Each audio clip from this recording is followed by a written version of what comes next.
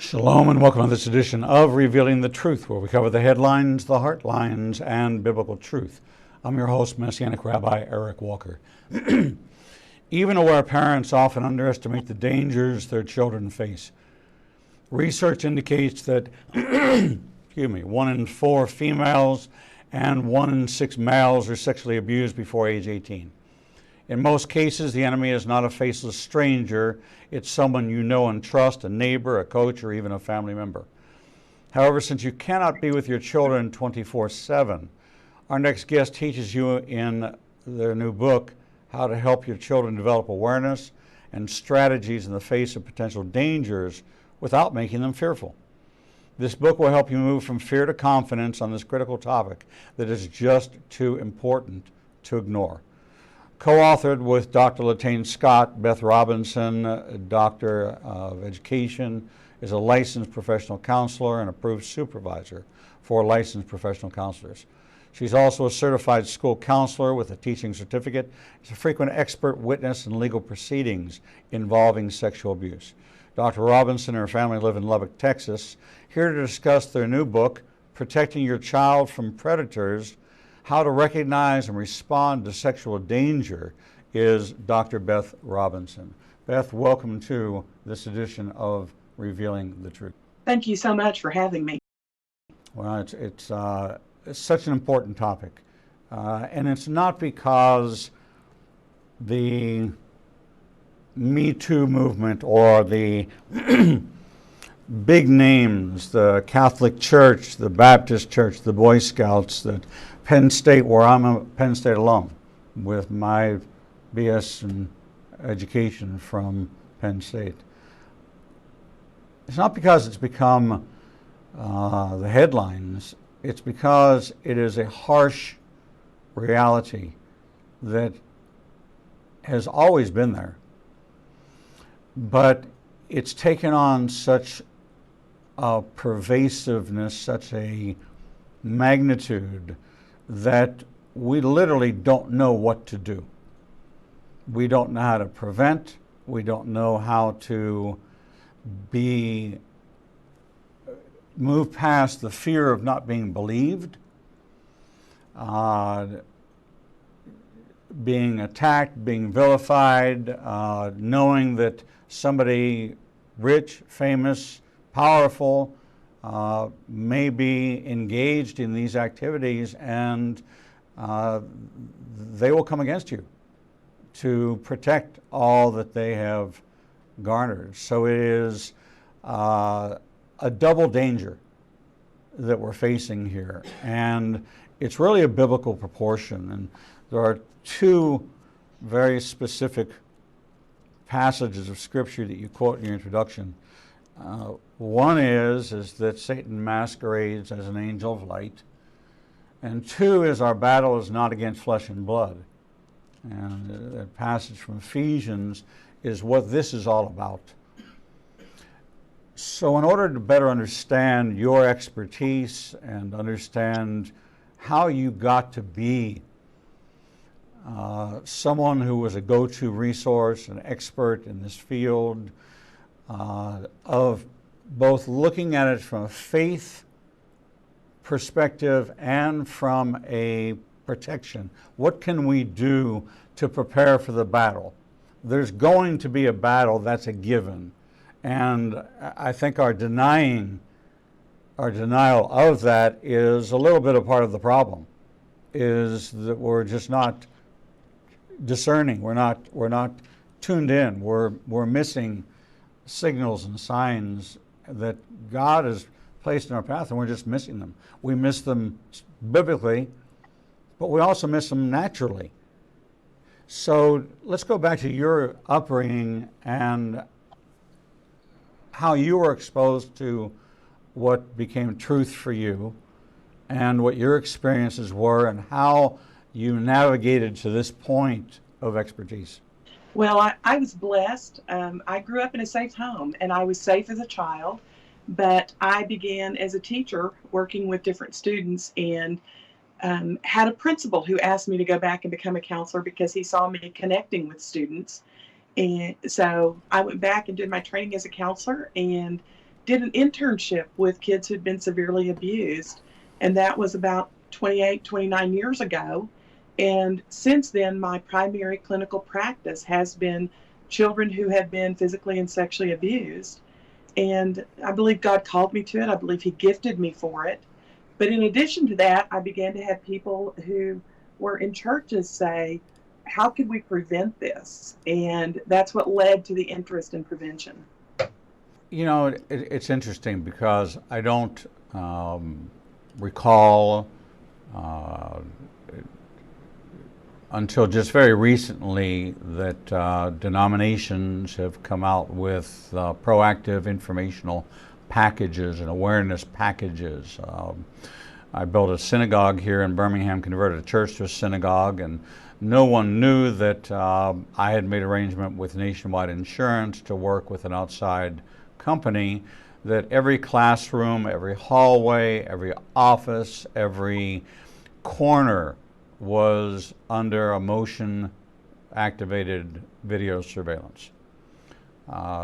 It wound up where that needed to be called into evidence, and our liability was eliminated, virtually eliminated, because there was evidence to prove that nothing had taken place. But we had the ability because we proactively monitored, knowing that listen, all have sinned and fall short of the glory of God. And your sin and my sin may be different, but they're still sin, and this is a sin. This predator, this sexual abuse, this taking advantage of authority or leadership or one-on-one encounters has become a breeding ground.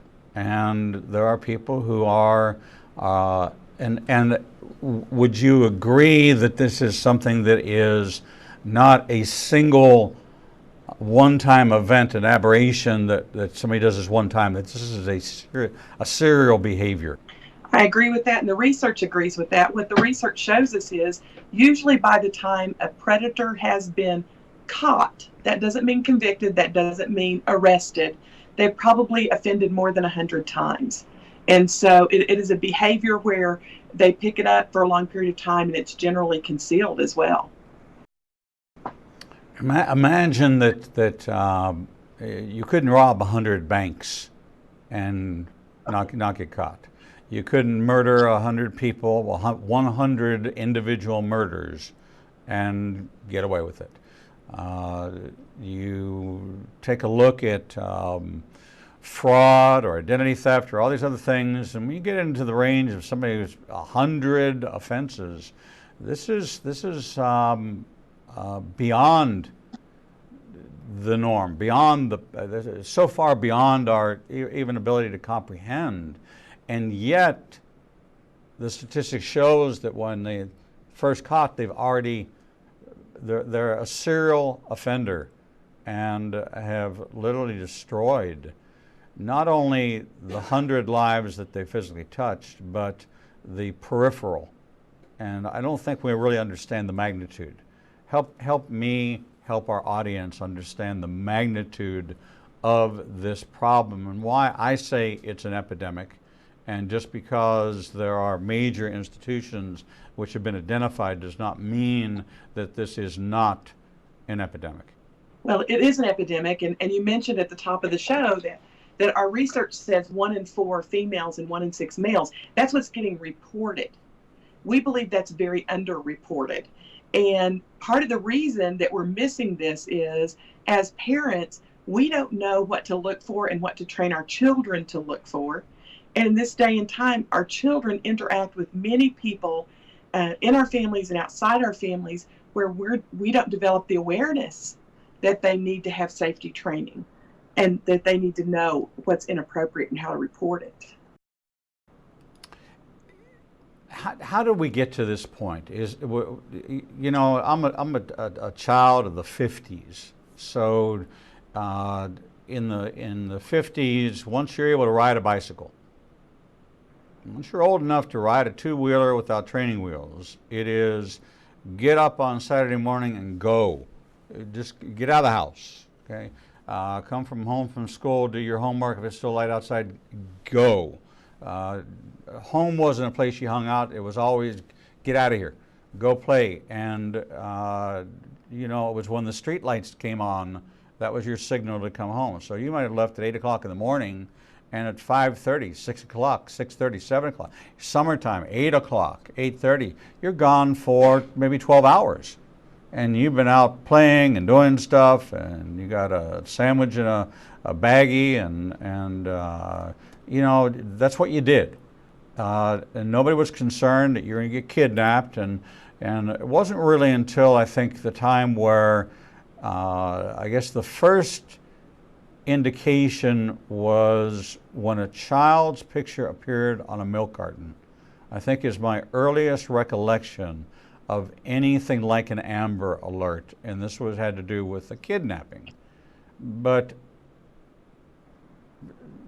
sexual abuse, which we now know was going on in the church, going on in the revered institutions around the world, you had no idea. No idea. I don't know that if a kid came home on his bicycle and said, this just happened to me, that mom and dad might be disbelieving, unless there was some physical evidence, an altercation or something that was overtly confirming. Because there's such a it's one of those crimes that you don't want to believe can happen, but it's one of the most pervasive crimes out there. Yes, it is. And I grew up like you. I can remember playing in the neighborhood. You left your home, and your signal to come home was when the streetlights came on. That's how we did it. But I think today maybe our technology has saturated our culture with sexuality so much more. And so many of the offenses now also become part of sex trafficking rings or pornography rings. And so I believe that has made it much more risky for children, because predators have access to a lot more information about ways to get away with things than they used to. Is this something that not in the church, not in some of the institutions, but when we look at sex trafficking of children, is this equally balanced of follow the money and aberrant behavior of people in authority? There seems to be a correlation, and maybe this is just me, but in my observation and analysis and doing thousands of interviews and talking to people, the more rigid an institution is, the more legalistic it is, the more rules-based it is, the more opportunity there is for sexual sin.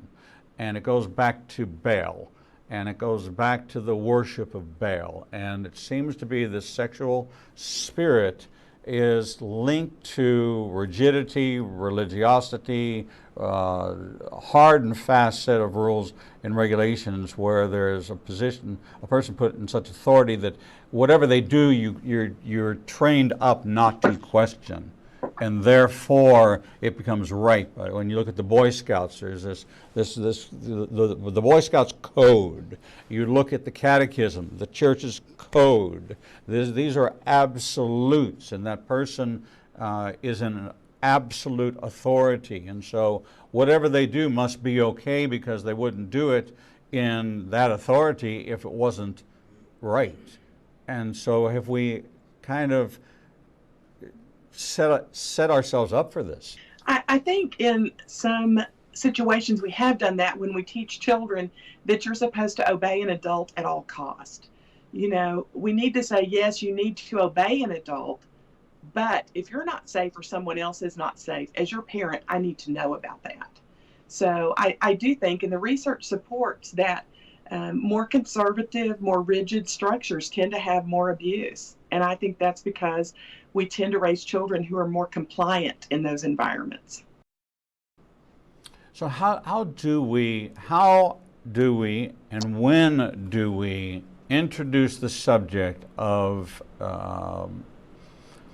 respect and discipline and authority, but awareness and interaction? And are parents less engaged with their children today because of technology? Are they more engaged? And is this one of the areas where we operate in an assumptive that everything's okay unless we're told otherwise? Well, I think all the evidence says that parents are less engaged in interacting relationally with their children now than they have ever been because of technology. Technology tends to be our babysitter. But we need to begin to start talking to kids about sexual safety before age 4 or 5. By age 4 or 5, a child should know that it's okay to say no to somebody touching them in any way that's not comfortable, and they should know the swimming suit rule, which is any place that your bathing suit or swimming suit goes, if anyone touches you there, as your parent, I want to know about it. And I don't care if they threaten you or if they do something else, I want to know about it immediately. And if they say they're going to hurt me or hurt you, you come to me immediately. My job is to protect you. In the book, you give amazing, the resources in the book are truly outstanding. We don't have a level of comfort in talking to children about uncomfortable things. It's not. It seems unnatural, but we're the primary source of protection, but we're uncomfortable in explaining our role and explaining dangers. And do you corrupt the young mind, and do you plant seeds? And is this where some of the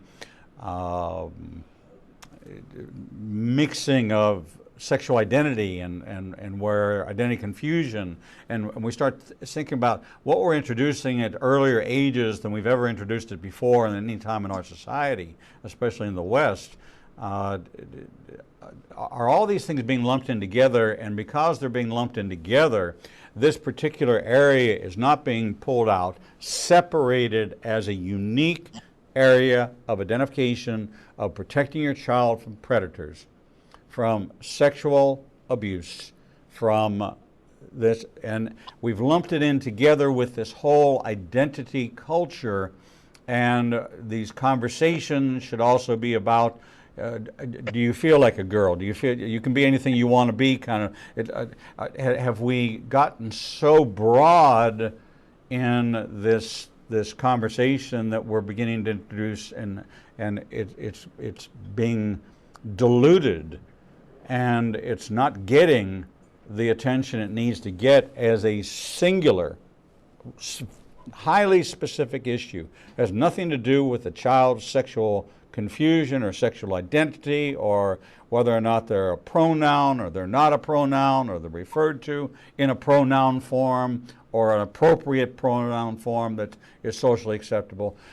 Are we just so afraid of all of this that we wind up either just completely avoiding it,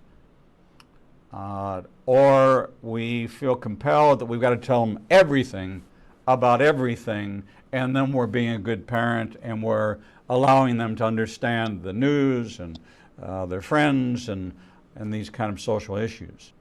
Well, I think it maybe does kind of get lumped in together, and I would encourage parents to pull sexual safety out as the very first thing you're talking to your kids about.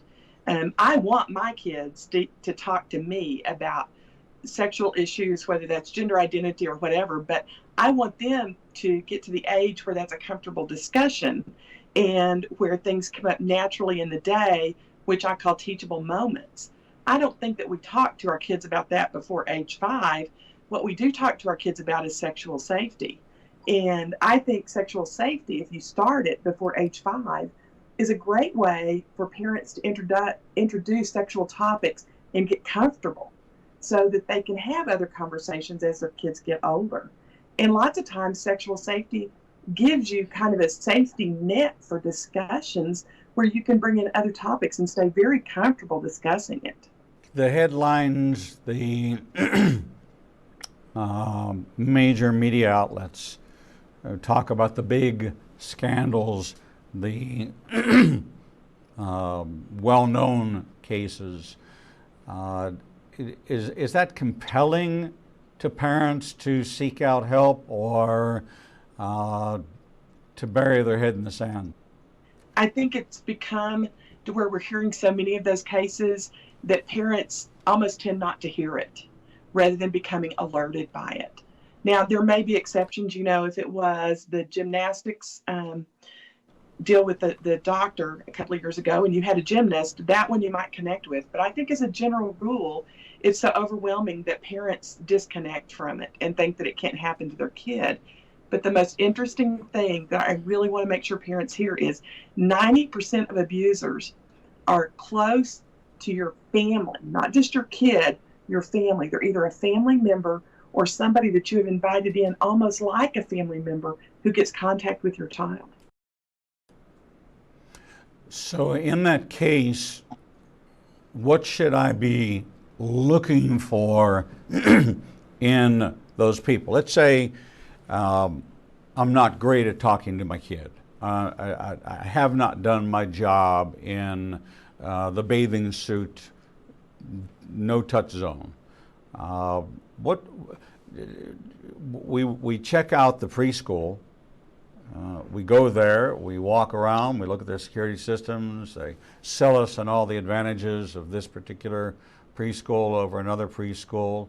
We take our kids to orientation for kindergarten at the public school, and we see how they deal with situations. And we're much more investigative outside of the home. Today, maybe when you're looking at a church, you may ask them what their policies are and how they background check and how they monitor, and probably much more feeling like due diligence is being done in the areas where that are transactional. Yes. Transactional and institutional. Okay? And we feel pretty good that we've done our due diligence in that area.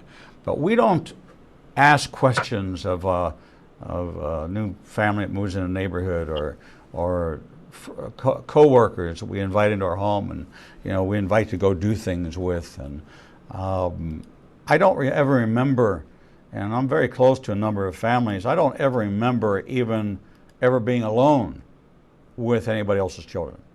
I just don't recall that, of even being in a car and giving a ride to, it's like if it's not all four kids and they're all going and we're going to go meet and they're going to ride with me, then all the kids come and they ride. But I can't, in 67 years, I can't remember a single time when I was put in a position to be alone with someone else's children.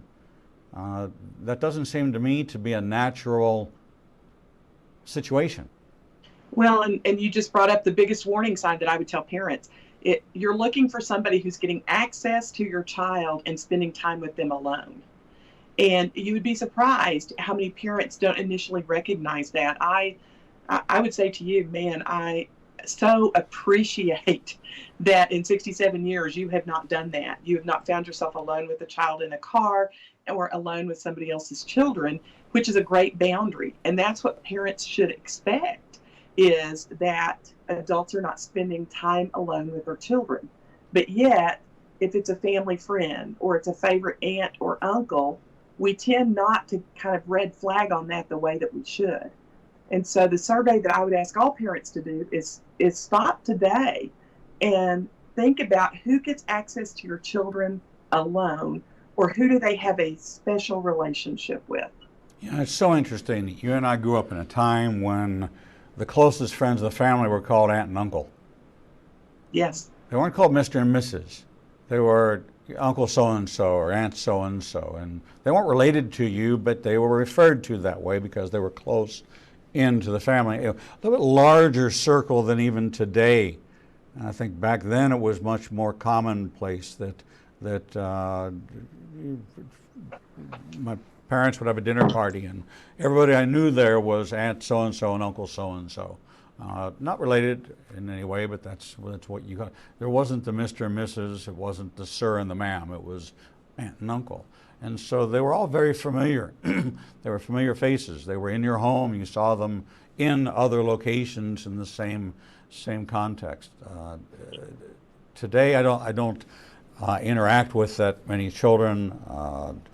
I have a daughter and a grandchild, and I have two very, very close families that I've been there when the kids were born, and these are 20-year relationships, but even then have never ever just I don't know that I would ever be in put myself in a position to do that.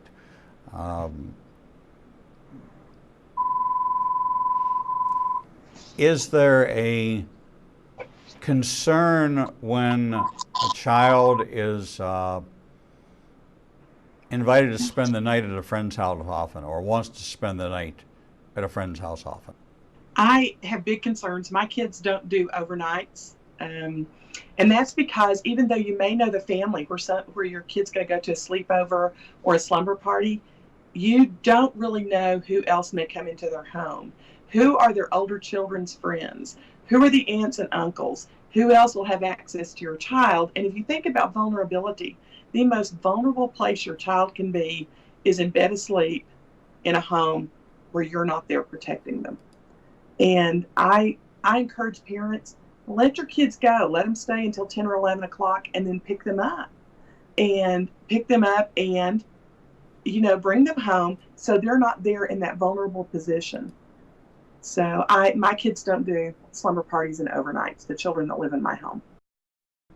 It's very interesting. I don't think I ever considered that the brother or the sister, statistically, is this a predominantly male offense? We definitely convict more men and look for more men. I think it's becoming more equal opportunity, and I don't say that lightly. We're seeing more female offenders, I think, as our culture gets more saturated with sexuality. But the other thing we don't think about is 20% of the offenses are by peers or slightly older children. So we tend not to recognize that children and teenagers can also be sexual predators for our children. Is there a direct correlation between offenders and their encounter with having been abused? Interestingly enough, the number one correlate to somebody else acting out sexually with a child is not being sexually abused themselves, it's witnessing domestic violence or being a victim of domestic violence. Although we do know that children, are exposed to it somewhere, it's not real likely to happen without them having been exposed either through being victimized themselves or through pornography. It's just such a huge issue. We're talking with Dr. Beth Robinson, who co-authored with Dr. Latane Scott a book entitled Protecting Your Child from Predators, How to Recognize and Respond to Sexual Danger. The headlines seem to be almost every week something new is hitting the headlines of a sexual sin where an individual or a group of individuals are more committed to their sin than they are to any moral standard or biblical compass. And we who are part of the body of Messiah, who believe in biblical standards, even within that community, as we saw with the major church scandal and new revelations about other denominations, now everybody on the alert looking to go back through records and see if there's any notations of prior reporting which was overlooked, because that makes you culpable if you saw something and didn't say anything, or you saw something or something was reported to you and you didn't act upon it, and ultimately it comes out that this did occur, then as in the Penn State case, there were many who were found to be culpable and liable because of their inaction in that situation. There's so much for us to talk about. We've got to take a break. But when we come back, we're going to dig into ages and how you can begin now, regardless of if they're 4 or they're 14, that you can engage and begin to protect your child from predators. We'll be right back. Not everything that makes the headlines has biblical importance, but many events that happen around the world do, and you never hear about them. Igniting a Nation is pleased to teach Revealing Prophecy every Tuesday night at 7 p.m. at the Marriott 280 in Birmingham. We will cover worldwide events and insider information that will connect the dots of what's happening around the world with biblical prophecy. If you happen to miss a class, we'll televise each week's class at 10 o'clock Central Time on ignitinganation.com and all our social media outlets. Copies of the teachings will also be available to purchase on our website at www.ignitinganation.com.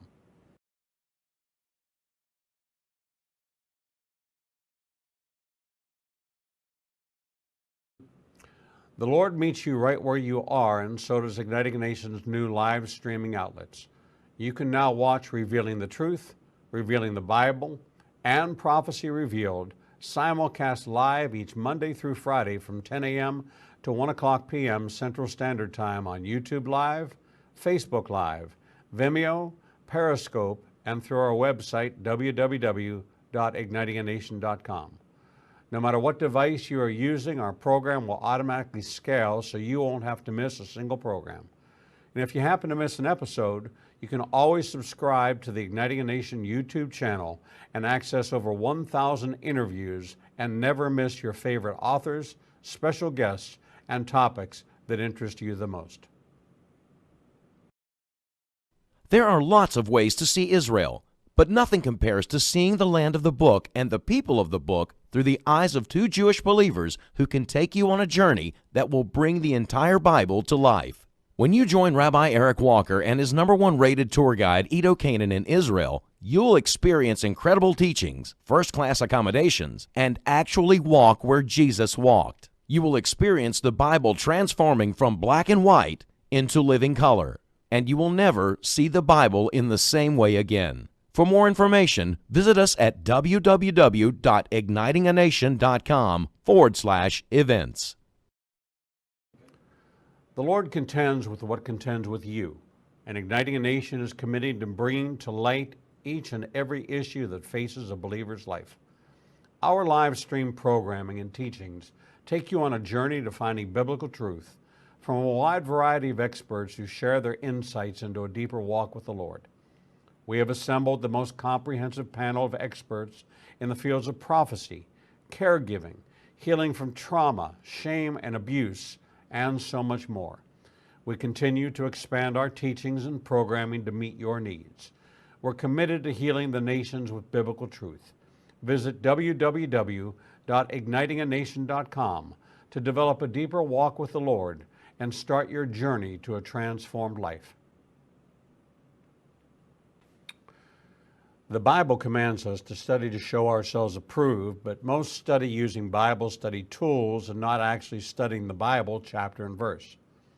Igniting a Nation is pleased to present Revealing the Bible, recorded and taught each week before a live audience. We take you deeper into the actual Bible and verse in both Hebrew and English and connect the dots between the Old and New Testament. You can attend our 2 classes in Tuscaloosa and Birmingham, or watch the program every Wednesday at 11 a.m. Central Time on ignitinganation.com and all our other simulcast outlets. For more information, visit www.ignitinganation.com/events.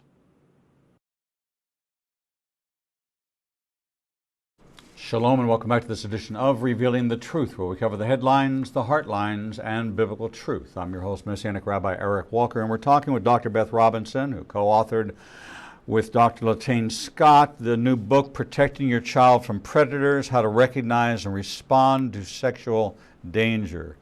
Beth, welcome back to the program. Thank you so much. Beth, we covered a lot of areas, but there's a lot of areas that we have not covered, and I think what we need to explore are some of the common places that we overlook in everyday life as being centers of opportunity or points of opportunity.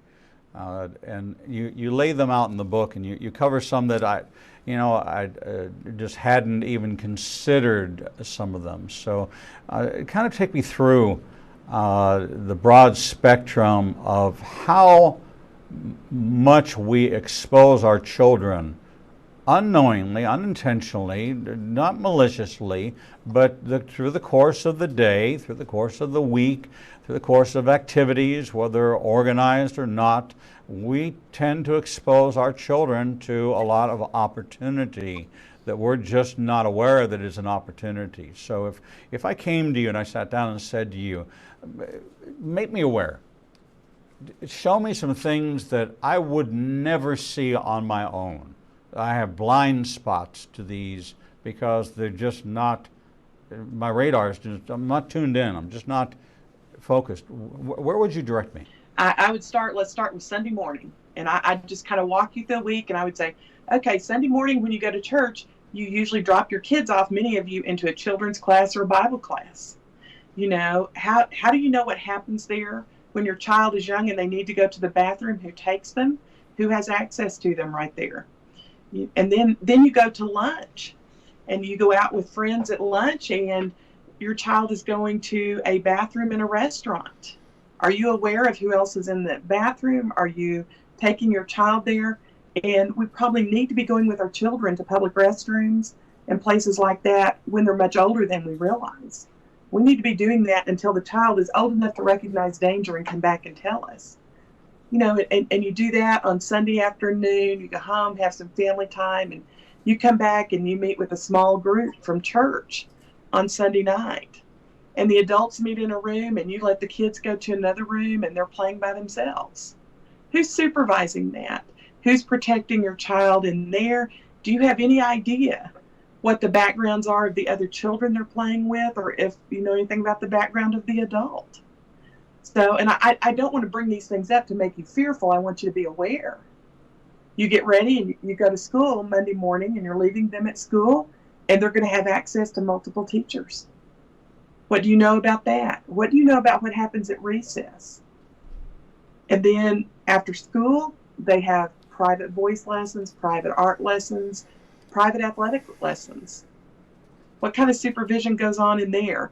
And I'm not saying that you stay with your kids every minute, but I really believe in intrusive supervision, which is you show up sometime when somebody's not expecting you to. So if they're doing private lessons of some kind, you should either be able to monitor it via a nanny cam, or you should be able to drop in and check on it. So I don't mean to overwhelm people, but anytime you could go through your week and just think about all the people that your child has contact with throughout a week. You know, you bring up some really interesting points. I was a single dad of a daughter, and I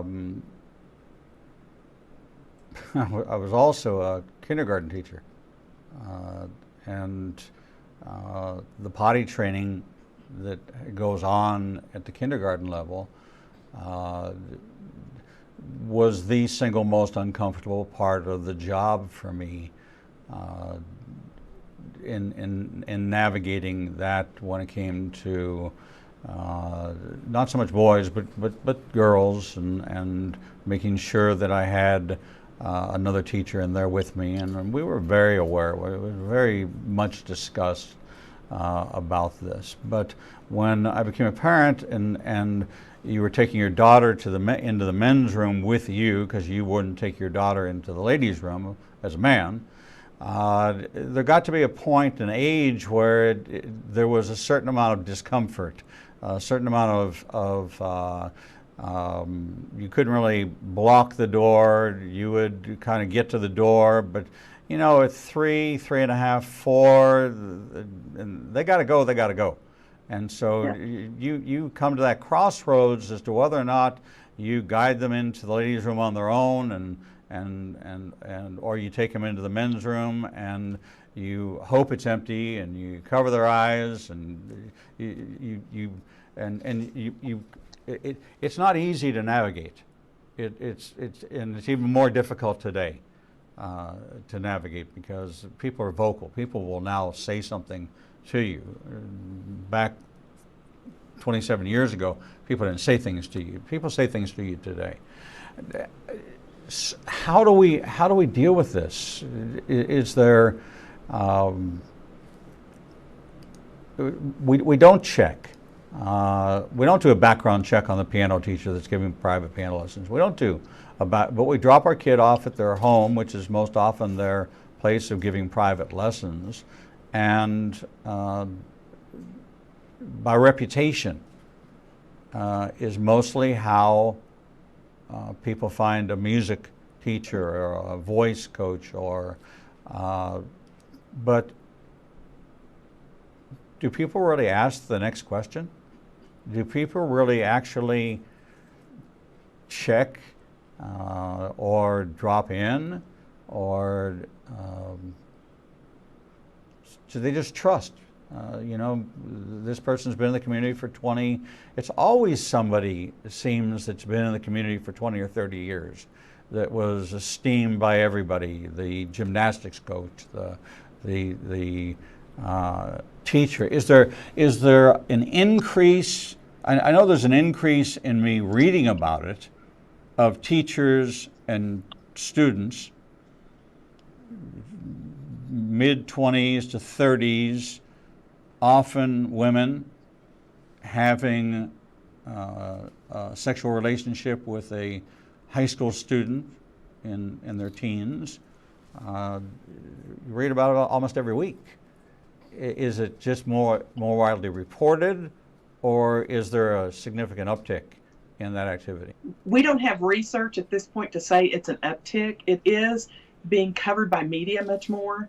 I can remember, and this really dates me because it was about 35 years ago, when I was in my early teaching career in a public school. I thought it was so neat that they always sent men with me whenever I would take a group. It was all males at that school at the time. They would always send men with me. And I comment on it sometime how nice that was because it felt very protective. And another teacher said, "Oh, you don't understand.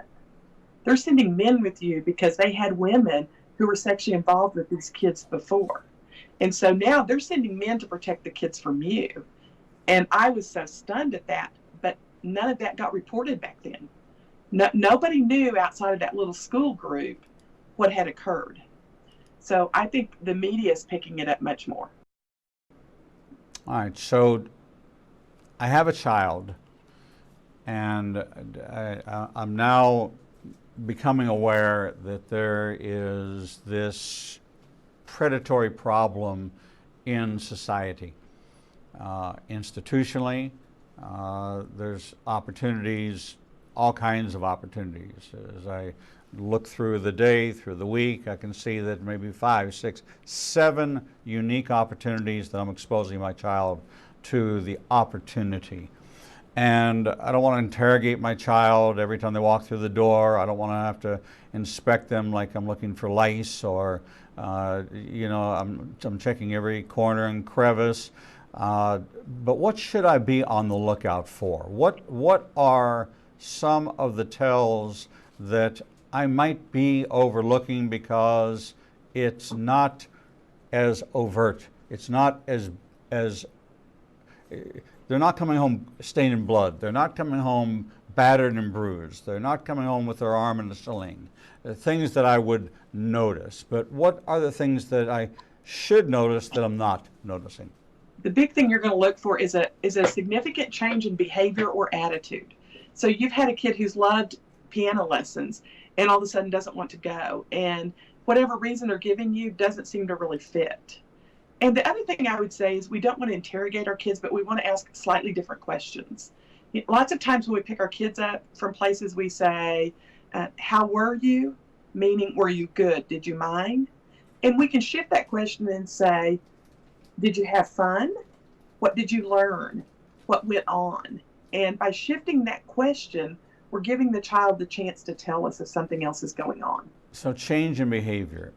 At certain ages, as kids navigate through adolescence, their attitudes and their behaviors are hormonally changing, and there's natural change, and then there's things that this is just not the same child. So if I suspect, and this comes into that area of, so what do I do? Who do I tell? How do I act? And what if it turns out that it's not true? Or what if it turns out that it is true? I mean, there's this whole dynamic of I'm going to swing, the pendulum's going to swing all the way from one end to the other, the what ifs. And now I'm almost frozen in indecision because I don't know what to do. And now I'm riddled with guilt because I'm responsible because I put my child in that position, and now I've got to act upon it. And what if they don't believe me? And what if they rebuke me? What if they kick us out? What if they shun us? What if they, and all the what ifs. And is that part of why the problem is becomes so large? Is because of the indecision, even the cover up and the denial of the reality of what we're facing. It definitely is. I think people often worry about how others will perceive them. And what I want to say to parents is, God entrusted you with this child and entrusted you with the protection of this child. You have to keep that your focus. If somebody kicks you out of a group because you're protecting your child, please take your child and go somewhere else. It's not worth it. No group membership, no friendship, no relationship in a family is worth sacrificing the safety of your child. And what a lot of people don't know is that even when a child makes an allegation and then withdraws that allegation, research has shown 90% of the time the allegation was true, but the child figured out that the cost was too high. So if your child comes to you and tells you they are not safe, that somebody is sexually abusing them, overwhelmingly, you need to believe them, support them, and then protect them. How involved do our children need to be once we're made aware? What help should we begin to seek out? Because this is a trauma, this is a violation, this is something unnatural. It's opened the door to later in life challenges and problems that will manifest in many different ways. And it's an opportunity for us to bring healing early in the process to prevent tragedy. And unfortunately, many of these young suicides we're finding out that there have been sexual abuse, there has been compromised photographs or put in compromised positions, and it's about to be exposed, and they are in death in the grip of the fear that brings about death, and they would rather die than live through the humility and the shame of what they're about to encounter.